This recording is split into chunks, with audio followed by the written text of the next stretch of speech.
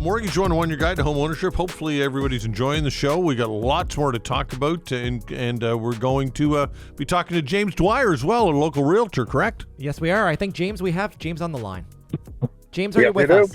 Hello. I am indeed. Hey, James, how excited were you when we gave you a call and we told you that we wanted to have you on the show? I mean, if you were already about a 5 or 7 out of 10, did it take you to an 11 out of 10? I don't know if you can get to 11, but definitely a solid 10 out of 10, no doubt. All right, good stuff. Good stuff. And it's fall into home ownership right now.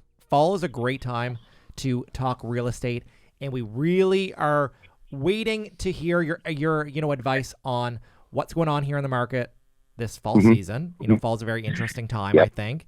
And, we just want to get some of your insights. Yeah, so, I think taking this back just a little bit of a step here that, since, we had the big adjustment in last year, prices have remained relatively steady throughout the entire year here. And volume has definitely picked up. I think a big part of the environment situation right now is that a lot of people have started to kind of adjust to the environment. That shock and awe effect is kind of worn off now, and we're starting to see a big pushback in from first-time home buyers coming back into the marketplace. We're starting to see a little bit more of the upgrading to the to the bigger family home, the long-term purchase, and it's definitely good to see the activity kind of returning right now. Yeah. Okay. So the market itself, is it somewhat unpredictable, or is it at this point in your career, can you kind of predict it, or never? Is it always kind of never know what's going to happen? The last couple of years have been very unpredictable for sure, but the fundamentals of kind of how the ebb and flow of our market works hasn't really changed. So you get that strong spring, that strong fall market, it's definitely a galvanizing factor in the market. Things like, interest rate changes and all those, those are temporary. But, the overall kind of, movement in the market of spring and fall. And like I said, now that, things have kind of settled down quite a bit, we're starting to see a big return on the buying side. Now, we're seeing more people getting accepted offers now, and I think some of these people that we had pre-approved over the last 2 and 3 years, there was some fatigue from first-time home buyers because, they were coming into these situations where there was just so many multiple offers. Give us a little insight on what's going on, with the properties that are listed. Are we seeing multiple offers? Like, where is that competition? Like, what is it looking like right now? Overall in the marketplace, we are still seeing a little bit of competition. Primarily, it's in the kind of entry level. Obviously, it being the biggest portion of the buying pool. And again, it's one of our weaker areas for inventory. We still see a bit of competition here. But the good news on that is buyers have become much more savvy and a lot more conscious of pricing. We're starting to see a lot more kind of a studying of the market, studying of the prices, understanding what it takes now. And we're not seeing any more of these outrageously over asking prices, very much more reserved and conservative. I think that's a win for everybody. What would you consider an entry level home now realistically for price? I'm talking. Yeah, for price, I would say you're probably in that, around 400. Pre-pandemic it was around 2.25 or so.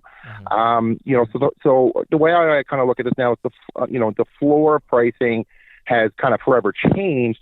But when you kind of get into the higher end stuff, we're starting to see a little bit of a lag in the marketplace. There's not nearly as much activity as there once was. Define higher end. What are you talking? 750? Kind of in that 1 million plus range, or 750 plus kind of range.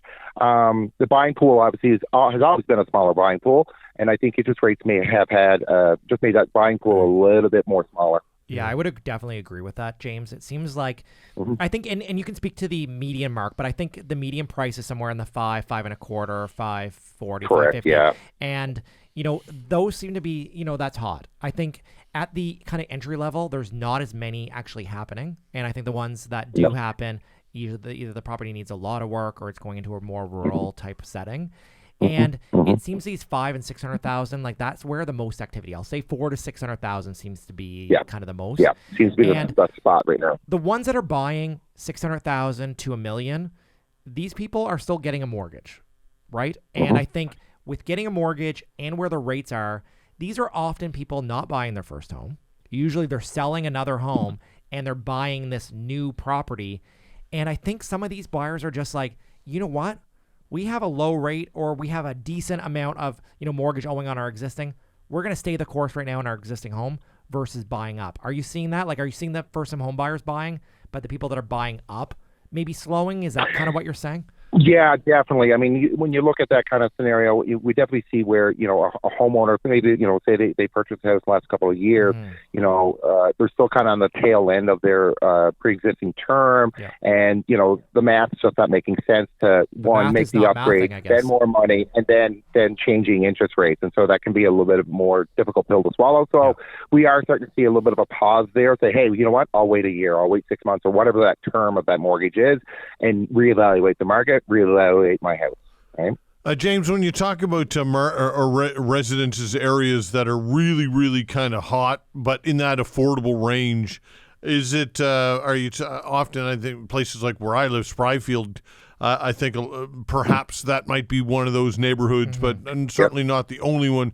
Timberley might come to mind. What are some areas where you're seeing kind of that $400,000 to $600,000 density going on? So you definitely got two of the key pieces there. Also throwing, Cole Harbour is a really good, attractive area for that price point. When you get into, I want to say the kind of older section of Bedford, like in behind Bedford, up in kind of like Halifax Plains, in Bedford area there, starting to see a little bit of. I think Sackville's quite hot too. There. Yeah. Hatchet Lake is another really great area. Although Bay, Herring Cove, Sambro, and then even I still think to this day, the Musqueam Harbor area is probably one of the more undervalued areas in the entire city. And I think there's good buys in that area. A little bit more of a drive, but yeah, I guess it just depends on how rural you want to be. Because we're seeing first-time home buyers willing to go to Windsor or Truro. Yeah. And I have Truro. I have like people that work in Burnside that live in Truro. Seriously, it's amazing.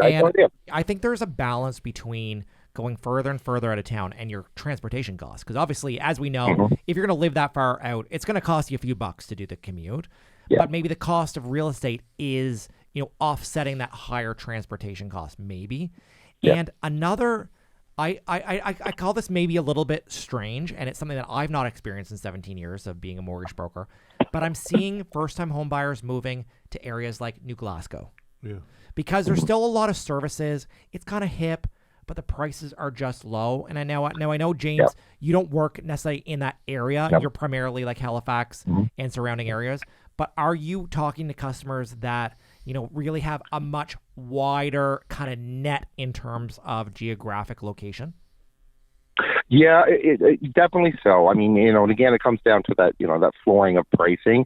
The big thing that I do see here in Nova Scotia is that when it comes to a first-time buyer, I mean, sure, in most cases, they can afford to live in the city, but, they also want, certain luxuries of life, and things to be able to do that require money. So, there is that trade-off, but they say, hey, I've got a cheaper house, I got to commute longer, but you know what? I can do the vacations, I can do the holidays, I can do other things, right? So it's all about that quality of life. And I think maybe some people are still working at home. I go to the office every day, but not everybody is. And that's one thing I kind of, forget about is the way people work today is different than the way people worked 3 years ago. Like, that's just reality. And the customers that you're dealing with every day, do you see more people that are still working at home? Because obviously you're with people a lot more than I'm with people. I'm with people a couple hours, right? You're with some people like 40 hours, so you really get to know them, right? I mean, tell me what people's situation is. We did had clients coming in, came in from BC, worked from home, so they took advantage of some of the more cheaper ocean frontage here. I would say to you that 2/3 of my buyer side are at least one of the two partners are working from home. Interesting. What about the North End in Halifax, James? I'll be honest with you. It's always been a strong market in there. I think there's Are there any listings though? Are there any listings in the North End? Because the listings are pretty few and far between on the peninsula, I think. Yeah, they are. And as far as the North End goes, I mean, I think once we kind of get this whole Cogswell exchange, all that kind of stuff kind of been sorted out, I think you're going to see almost another bump in the values in the North End as it's welcomed back into the downtown core. I think that's what's going to flourish from whether it's businesses or homes and that sort of stuff. Well, I think the North End is pretty much downtown now. Yeah, it's pretty much downtown. Like, you used to always say, like, North Street North was North End. Yeah. But, like, all of that is so urban. Yeah, that's right. Argyle, all that's all close by there, right? Agricola. Agricola, yeah, it's all, like, so, high on demand. Yeah, I see maybe, like, West End being more, like, outside of the core. But I think, like, South End, downtown, North End is really all still really in the core of the city. It is, 100%. And you know what? We see buyers that, I know there's still not a lot of listings, but I know you said Muscataba was like maybe the most undervalued.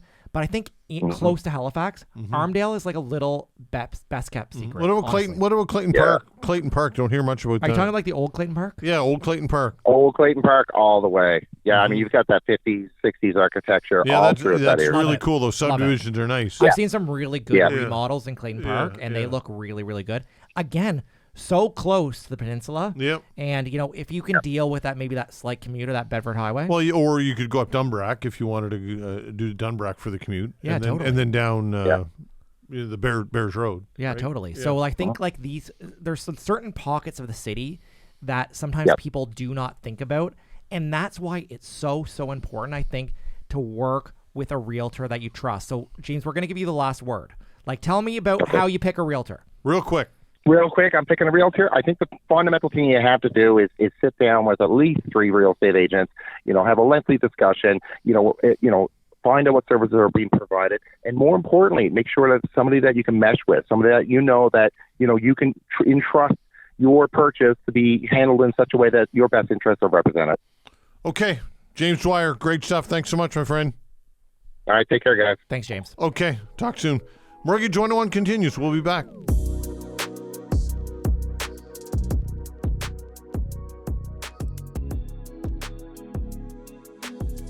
If you've liked what you've heard and you want to learn more, feel free to visit us online at teamclinton.ca.